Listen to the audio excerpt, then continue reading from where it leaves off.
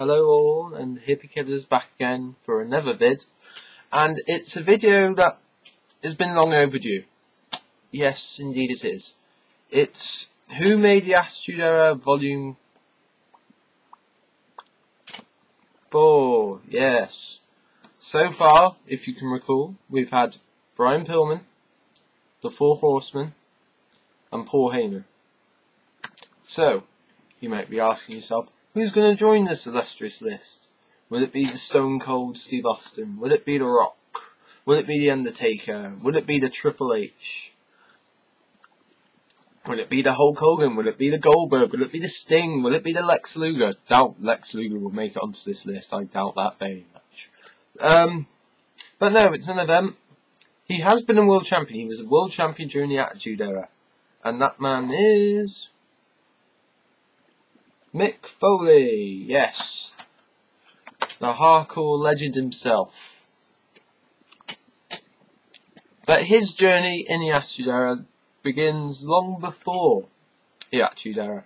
Because the first I knew, what my mind says, that's the first time Mick Foley ever popped up, was in WCW.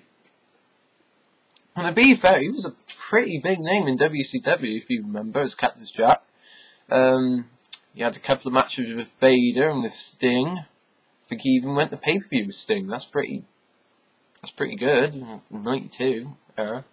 And he was one half of the WCW Tag Team Champions with Kevin Sullivan. Don't quote me on that one. So, very successful in WCW. And then the first incident happens, because Mick Foley, I think, is always been a centre of controversy.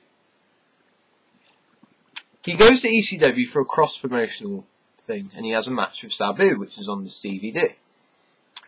And afterwards they say, "Hey Mick, can you cut a promo?" And he says, "Sure." And he's there with the belt, and he says, "Pretend this tissue is the world title.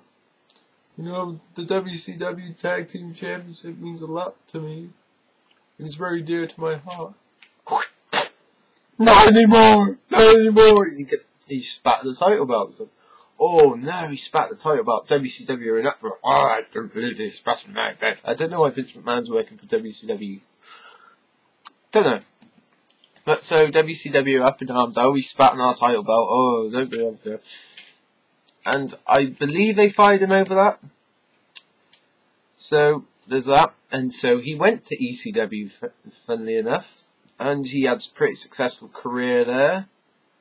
You know, a couple of feuds with Terry Funk and Tommy Dreamer. He aligned himself with Raven and Mikey Whipwreck. And in '96, he said, "Toodle Pip," and he went to the WWF. Now, here's where I think he helped make the Attitude Era. Mankind. 1996. This poor, deranged, psychopathic, schizophrenic madman named Mankind, Mick Foley, whatever you want to call him, debuted in the WWF, whatever.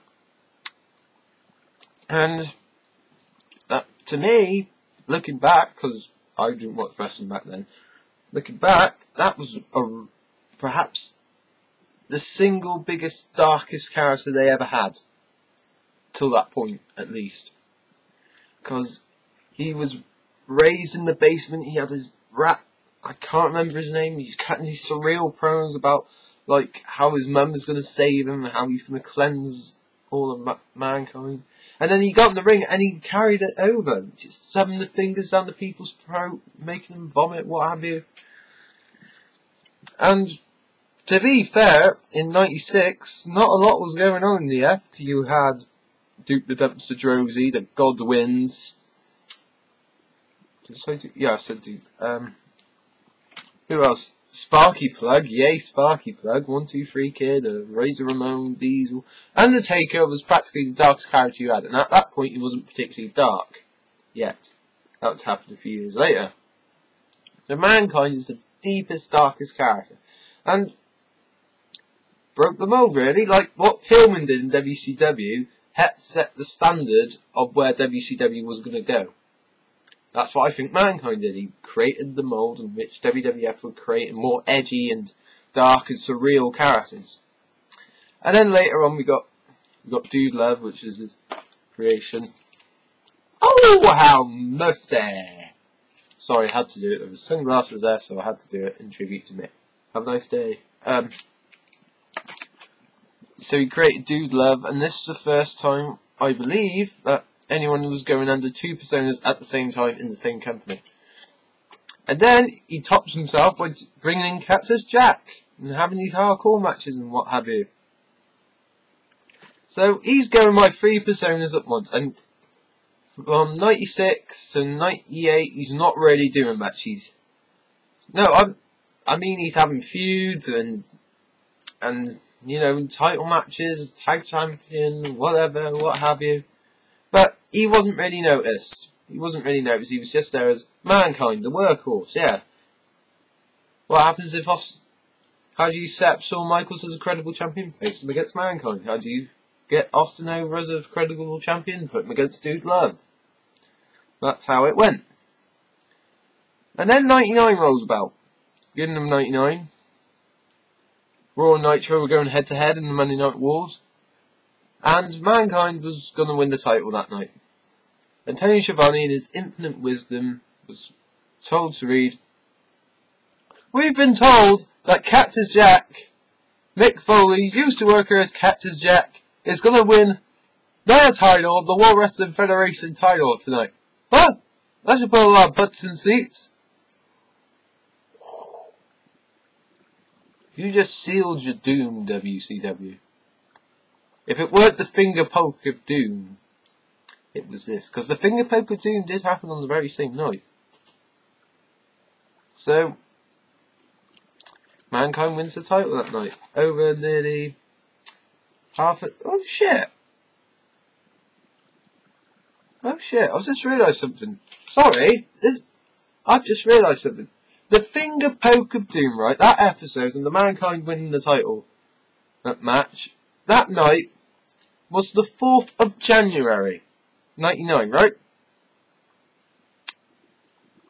TNA go head to head on Monday Night Raw on the 4th of January. WWE will probably play WWF. And TNA will probably play WCW, because it definitely looks that way at the moment. So, sorry, that just made me chuckle. Where was I? Mankind won the title. Lots of people liked Mankind and remember him as Cactus Jack. Like, oh, he's going to win the world title. Switch over. Like nearly 500,000 people did. Well done, WCW. Where did you bury yourself? You had a credible main event. You had Goldberg versus Hogan, or Goldberg versus that's whatever it was going to be. It didn't happen anyway, but you had a credible main event, and you blew it.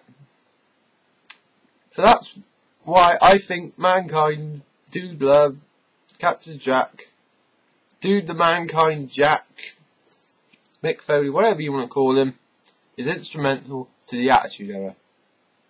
And we're on that note, it's Hippykillerz, signing out, drinking tea, and have a nice day. Bye bye.